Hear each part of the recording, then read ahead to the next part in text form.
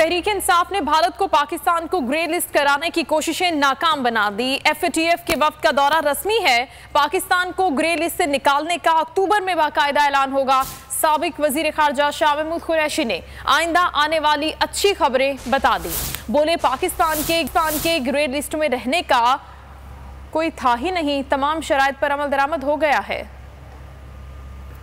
पूरी कौम को मुबारकबाद देता हूँ कि हमारी मेहनत रंग ले आई और आज पाकिस्तान जो है कि जो नाक़दीन थे और हिंदुस्तान के अज़ाइम खाक में मिल गए, जो पाकिस्तान को ग्रे नहीं बल्कि ब्लैक लिस्ट में देखना चाहता था। पाकिस्तान को इमरान खान का शुक्रिया अदा करना चाहिए कि उन्होंने मुझे फॉरेन ऑफिस को गाइड किया और हमारी मेहनतें अल्हम्दुलिल्लाह रंग ले आईं और इंशाअल्लाह पाकिस्तान ग्रे लिस्ट से बाहर अब आ गया है और हिंदुस्तान को एक मर्तबा फिर मुंह की खानी पड़ी। आज वो कह चुके हैं कि मुकम्मल कंप्लायंस हो चुकी है, तो ये बहुत बड़ी पाकिस्तान के लिए खुशी की खबर है, क्योंकि मुस्लिम लीग नून के दौर में पाकिस्तान ग्रे लिस्ट में दाखिल हुआ था और तहरीक इंसाफ की कोशिशों से आज पाकिस्तान ग्रे लिस्ट से बाहर निकलने का उनका असूली फैसला हो गया है। पाकिस्तान ग्रे लिस्ट से बाहर न निकले, लेकिन